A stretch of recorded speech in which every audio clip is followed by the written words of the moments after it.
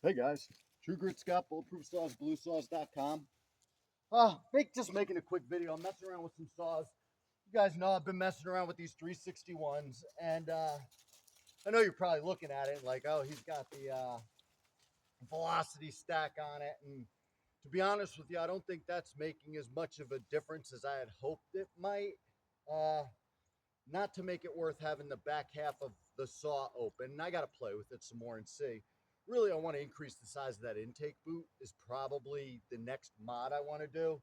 But that's still the same saw that it was. It's pretty much stock with a muff mod, a base gasket delete, and it has the HLIC 4446 carb that I took the parts out of the 361 carb so it would work, you know, with the throttle, with the choke, with everything else. So that's been running pretty decent.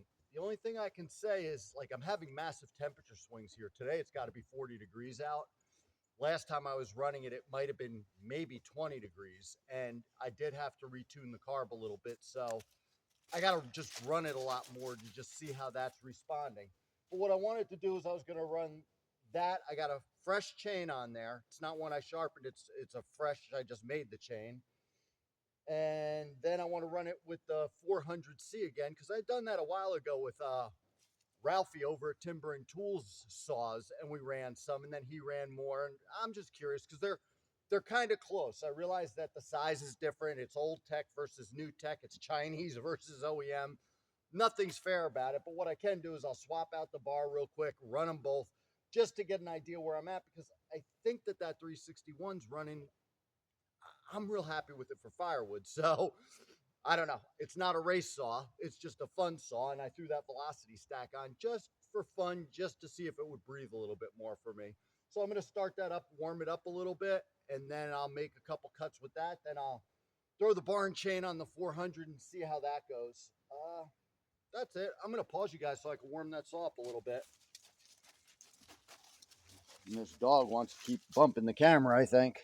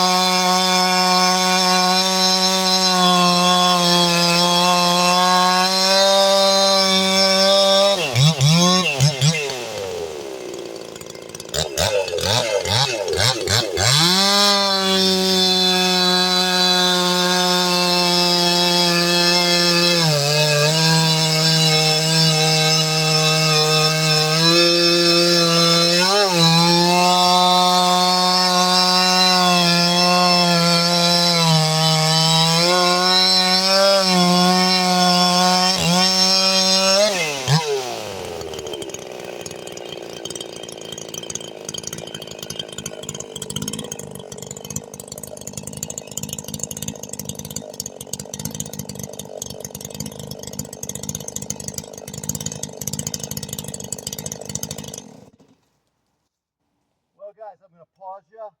It's some real hard maple that I'm cutting. It's real nice wood. It's going to make nice firewood. It's actually real nice, but I'm going to swap that barn chain, throw it on the 400, see what we got. I'm going to pause you guys. Hopefully I'm not goofing you up walking this way. I got junk in the way. Okay, guys.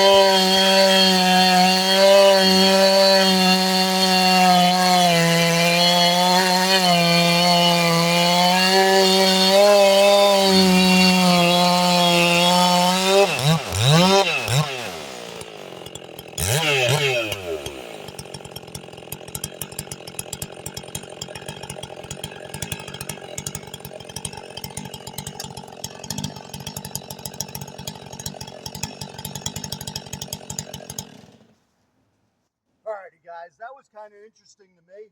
As I'm looking at the tack, as I'm running the both saws, the 400C definitely has more torque to it.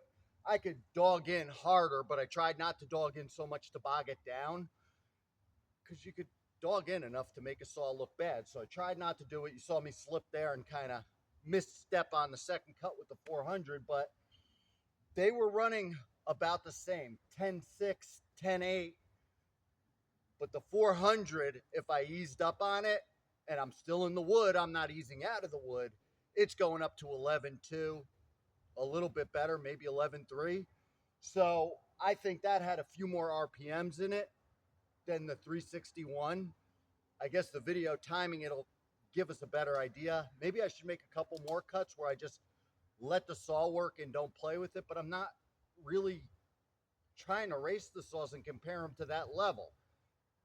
They're different animals. You know, one's a clone saw. It's not an expensive saw. It's something that you can mod, get running, have fun with, whereas that's a professional saw. You know, you're going to pay, I don't know, $1,200 for it. So it's a different kind of thing.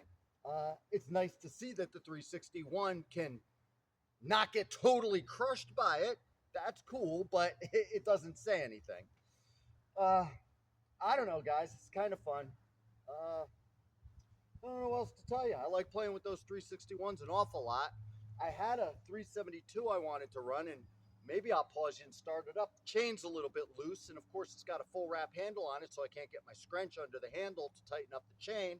I hate to do that, but maybe I'll give that a quick run because that came in for a repair. Funny thing, if you guys don't know, the fella swapped out the carb to one of our wall bros and was still having problems. When I pull it apart, there's a whole bunch of moto seal around it and all of this stuff. So he was on the right path where something was leaking for him, but he didn't know what. And what it turned out to be, I replaced the fuel filter, I replaced the impulse line, just on a hunch, replaced the impulse line. I don't think that's what it was, but I did it anyway. I got the nice echo line, and it made me feel better to do it. So I replaced those things. It passed everything else. What it was, when I pulled the carb off, those insulators for the carb weren't on there. And I don't know how they cause a little air leaky situation, but I've talked to a few guys about this now, and I guess they agreed that I wasn't crazy for that idea, because they said they've seen the same things. If you don't put those insulators back up on the carb, I don't know how it creates an air leak. Maybe it sits a little looser on the carb bolts and can let air in, has a little wiggle room, and maybe that's what's happening there. But I put the insulators back on, changed the fuel filter. Actually, I did clean the carb out. There was a little bit of fines in the carb screen. That's why I did the filter too. Not enough to, you know, I've had carb screens plugged pretty good with saws still running. So there was not a lot in there. There was something in there, but not a lot. So I cleaned that out too. But that wasn't the problem. I really think it was those insulators on the carb. Anyhow, maybe I'll pause this and I can run that 372, because I thought it was running pretty decent, needs some more tuning. And that's got a fairly new chain on it too, so it's a pretty good one. Here, I'll pause you guys and warm that up. Alrighty guys, last one.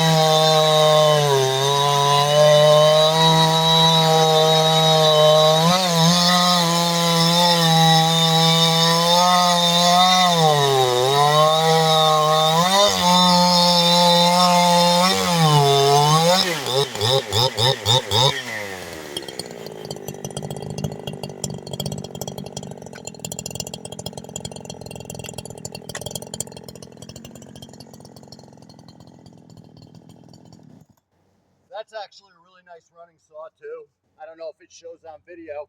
It's a few thousand RPMs down from the other two. Maybe that chain wasn't quite as good. Could probably use a little more tuning. I see it might have been run really rich for a while because I still see oil burning out of the muffler.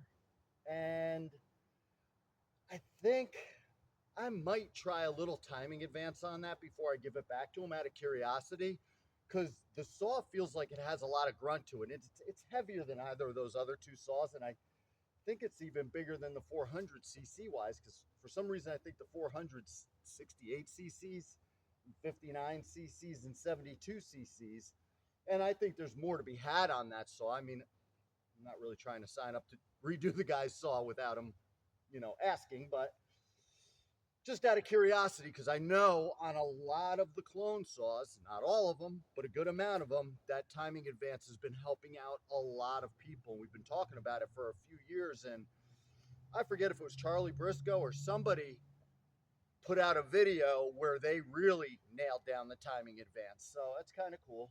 I don't know. I'm going to have to check out some YouTube videos, see what Dino Joe's up to, see what everybody else is up to. Charlie Briscoe's made some videos, and I haven't had time to sit down and watch what everybody's doing, because maybe I'm going to get another bright idea of something to do to one of these saws from one of those guys.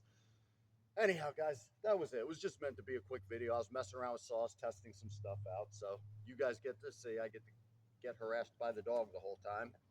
Anyhow, True Grit Scott, Bulletproof Saws, and bluesaws.com. Thanks for watching. Stay safe. Visit us over at Blue Saws. Get yourself a clone saw. Start playing. It's fun. And that's a wrap.